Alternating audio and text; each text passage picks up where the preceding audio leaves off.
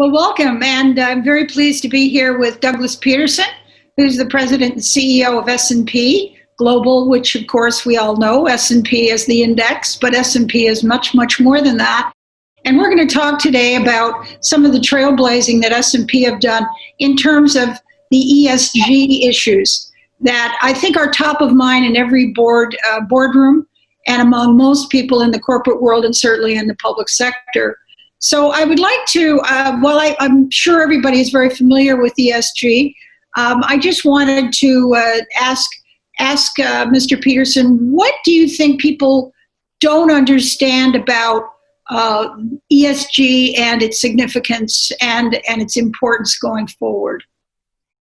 Well, thank you, Diane, for having me today. I look forward to our conversation. And when you think about ESG, first of all, just to define what it is, environmental, social, and governance factors that are becoming more and more important for people to understand what are their investments doing? How are the funds that they've invested, whether it's a pension fund, an insurance company, it's what they're putting into stocks and bonds. As asset owners, as I call them, start thinking about where are my funds, what are they investing in? People want to understand, well, what will be the impact on the economy, on society, on the community, in those factors, in climate, in environment, on social, the S factors that have to do with the supply chain, people and organizations, and then the G, the governance. How are companies being managed? How are organizations being managed?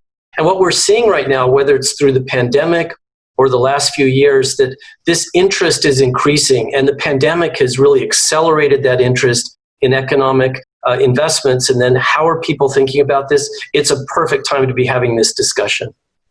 Okay, that's interesting. I sort of see ESG, and I don't think everybody completely understands that it's really a broadening of the move that back in the bad old days of the 80s, we used to only be concerned about shareholders.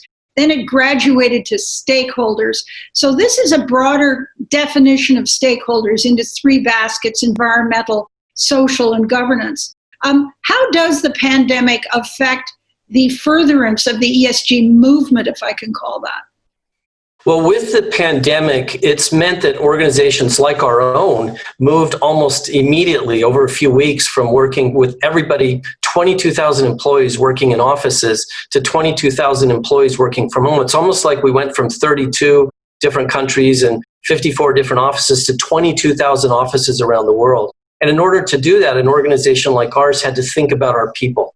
Can our people work from home? Are they able to have the right approach to wellness, to mental health, to the sort of support they need to be at their home? And that, along with what happened as well with George Floyd, the horrific murder of George Floyd that increased the interest and the consciousness over race in the United States and diversity inclusion, these were all within the S factor of ESG. But it's raised the consciousness. And so people working from home, thinking about how their organizations are dealing with the pandemic. And we also know that climate change has been a point of interest as well during the pandemic. I don't know if you've seen any of those photos of what does Milan or Beijing or New York City look like pre-pandemic and during the pandemic, because there's no cars, there's no trains, there's no airplanes in the skies. And so the amount of output of carbon that went into the air was so much lower. You could see these pictures before and after. You've also had horrific fires this year, hurricanes, flooding. So the level of consciousness about ESG factors has gone way up during the pandemic. And in addition, this has already been moving. The way I think of it, ESG has been like a snowball the last few years. But with the pandemic and the interest that's really starting to accelerate, it's like the snowball is at the top of the hill. And it's starting to roll down the hill. It's accelerating and it's getting bigger. And as it rolls down the hill, it's going to go faster and get bigger. So I guess how you can conflate the pandemic with the ESG movement is the fact that now that our governments are almost going to go broke, spending to keep us at home working happily so we don't get the disease and all of the other attached negatives to the pandemic close downs and so on, that when they reopen, when they recover, they have an opportunity or they have a responsibility to open in a different way, maybe a better way. And that's when I guess ESG becomes very important in terms of how they're going to move forward. Is that how you see it? Well, I do see it like that. Governments are going to play a really important role in this, partially because governments themselves have pension funds and investment pools, sovereign wealth funds, governments around the world. And so the investment aspect is going to be there. There's also government policies, whether it's about education or infrastructure, immigration, that will have approaches to, in the long run, what that's going to mean about some of the factors of ESG. But a lot of ESG itself is really focused around investments, and it's around both sides of investments. It's the organizations, whether they're corporations or banks or financial institutions, that are issuing securities that want to ensure that they meet the standards, the highest standards of ESG. And then on the other side, it's institutions like pension funds and insurance companies and other asset managers and funds and ETFs that want to meet standards that their investors are looking at. So as an example, the United Nations has a set of principles called the PRI, the Principles for Responsible Investing. There are now over 3,000 organizations that have signed those principles, and they represent over $100 trillion of assets under management that are going to be looking at ways to incorporate ESG factors into their investment priorities. And so you think about this, the public sector, the private sector, issuers, investors coming together, thinking about standards. There's a long way to go for this to become more consistent and more standardized. But this is getting faster, and governments will play a very important role in this. So is S&P Global among those that are going to, and are in fact, I would say, propelling the move toward maybe a credit rating system, a sort of standardization metric that will apply good housekeeping standard, whatever you want to say, to all public companies or maybe to any enterprise? Well, we're think about it in two ways, the way we look at it. The first is we're members of the organizations that are setting standards. As an example, there's a group that's called the Task Force for Climate-Related Financial Disclosure. There's another one called SASB, which is the Sustainability Accounting Standards Board. We have representatives from our company that are part of all of those different organizations that are setting standards and having industry dialogue about how will ESG evolve. And we believe it's important that we're at those groups because we want to be part of the solution and we want to be part of the standardization. Second, at our own organization, we provide today ratings, credit ratings, and we want to make sure that our credit ratings incorporate the latest factors which we understand could impair the creditworthiness of an issuer, so we can incorporate those into a rating, a credit rating. At the same time, we're also issuing what we call ESG ratings that look at E, S, and G factors along with the preparedness of a company to meet the changes that are going on around them, for instance, environmental changes or climate change. We also have, actually going back over 20 years in the index sector, we have the Dow Jones Sustainability Index. That's been around for over 20 years. We partnered at the time with Robeco Sam that has a SAM CSA ratings, and we recently bought that company. So we also have indices that are used as benchmarks.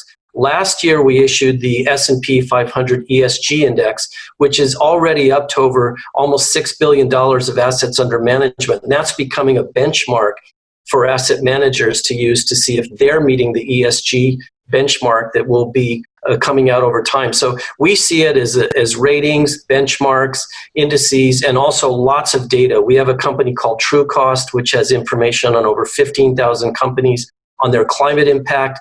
CSA we bought from Robeco Sam, which has information on over 7,000 companies about their ESG factors. We see that there will be a data requirement for people to understand what's going on. And even that's also in the early days. Yes, and some of this is extremely subjective and very controversial, I must say. Would it be fair to say, I just like your evaluation, would it be fair to say that this is a European-led initiative and that we in Canada and the United States are sympathetic and I think very responsible capitalists, but are not measuring up to what the Europeans want? And is that a problem? Is that a regional discrepancy that isn't fair? I would, first of all, I'd say that Europe is definitely in the lead on this. I don't know if I'd say that that the Europeans are driving the standards, because there's a lot of interest. It's really starting to grow much faster around the rest of the world. But this really began in Scandinavia. 10 years ago, 15 years ago, if you would have gone to Copenhagen or Oslo or Stockholm, people were already talking about ESG, in particular about climate, but there were other factors like gender equality and the role of women in the workforce that were also in the vanguard, way ahead. In fact, just a quick sidebar on that. Last year at S&P Global, we launched some special research on women's role in the workforce. And the project is called Change Pays. And in that research, we showed that if the United States had kept pace with Norway in the women's participation in the workforce, the US economy would be 8% larger, or $1.6 trillion. Anyway, back to the ESG. So the Scandinavians really started the movement. It moved into the rest of Europe. It's now quite large in places like Japan and Singapore. Canada is also ahead of the United States, I'd say. Australia has picked it up. There's organizations like some of the central banks, like the ECB, sovereign wealth funds, institutional investors like pension funds in Canada, in Japan, that are really at the forefront. In the United States, it's coming much more from pension funds, from endowments, and from some hedge funds, but it's starting to really pick up momentum in the United States. One anecdote, 3 or 4 years ago, if I would have asked investors that invest in S&P Global shares, if I was meeting with them, how are you looking at ESG? They used to say to me, oh, that's a different department. We don't even look at it yet as portfolio managers. In the last 6 months, when I ask them now that question, they say, we've started looking at it, and we actually have a dialogue around ESG at S&P Global, how we're doing it. So it is picking up momentum, but it's still very early days in the US. And back to your main point, Europe is definitely ahead. How do you deal with resources? We're a resource-based country. So is Norway, by the way. I always like to hear them talk a lot about ESG when they're a huge oil producer, and their emissions per capita is probably one of the highest on the planet. But nonetheless, how do you deal with that? And we live by very ethical production of oil and gas and metals and minerals that the world needs and buys. How does that figure into all of this? Well, it does, and it's quite important because we won't be able to go from one day to the next to have a renewable energy economy. There will need to be some sort of a transition. And this is where the ESG factors actually come into place. As disclosure becomes more sophisticated and it's subtle, you can see the difference between what would be an energy transition project versus somebody that's immediately going to renewable energy. I'll give you a couple examples. Within the investment world, there could be somebody called an impact investor. And an impact investor could be funds that are only going to be investing in some sort of a theme, like renewable energy only, or companies that are led by women executives or women founders. You might have an impact fund that is concentrated in one type of asset class. But on the other hand, you might have investors that want to see a low carbon or a no carbon. And increasingly, we see a lot of investors that understand that oil and gas and metals and mining are going to be with us for a while, but they want to invest in companies that are responsible, ethical investors, as you called them. There are things called clean oil. So the difference between traditional oil and clean oil might have to do with how is that oil drilled? What do they do with the gas? Is it flared off, or is it injected back into the earth? Are there ways that you transport the oil so it's a lot cleaner? Similarly with gas, clean gas that goes through pipelines that have no leaks in them, that there's no flaring of it, that it goes, there could be a big difference, up to 25% difference of the carbon intensity of different types of those oil and gas as they move into the energy economy. In addition, we're going to see the metals and mining sector. That is absolutely critical to the renewable sector. Just think about what's inside of an electric vehicle. The EVs use incredible amount of copper. The batteries use lithium. And so there's also standards being set for mining for copper, for lithium, for cadmium, for other types of materials that you're going to need for the changing types of grids, for the electric vehicles. So there will be a continued need for standards to improve and have clean mining, clean energy, et cetera. So this is a long-term transition, and this is why there's so much interest in ESG reporting and ESG information, so people can actually make that determination. If I am going to have carbon or carbon type companies in my portfolio, how are they managing that? What's their preparedness? What's the plan that they have to ensure that there is a transition going on? So what's your advice to the people in the audience that are listening and the other people that may see us on the internet somewhere in the ether, this interview, because I think you're a very interesting fellow and this is interesting information. What's your advice to people that are running companies in the new ESG era? Well, the first would be to stay informed. It's absolutely critical that organizations stay informed over what is happening in the world. And so we were talking about, well, what is an ESG investment? What's an ESG fund? You have to read a disclosure and read a prospectus. If you're an investor, make sure you know if you're looking at ESG factors, what are those? Stay informed around those. If you're going to invest in a fund, read the prospectus and make sure and hold them accountable for what's in that investment portfolio. If you're an investor, whether that's as a fund manager or if you're an organization and you're looking at strategic investments, opening a new plant, moving into a new country, think about what are those ESG factors that are going to impact your investment. And so stay informed, become educated, understand what are those ESG factors. And this goes beyond just climate. Climate is what we've talked a lot about, but let's also think about the governance factors. Do you have an oversight? Do you have a code of ethics? Do you have a board of directors that follows proper procedures? Do you have independence in your board? Do you have the right kind of ethics programs, a code of ethics? Do you have a way that your employees attest to it? Do you have a strong internal and external audit function? So the quality of your oversight and your controls. On the S, do you have ways that you think about your supply chain? So it's not just your employees and how you think about your community. There's also aspects to suppliers and the supply chain. Because you can have a great product and a great service, but if through your supply chain, your suppliers aren't following good practices, that could actually taint your products and your services along the way.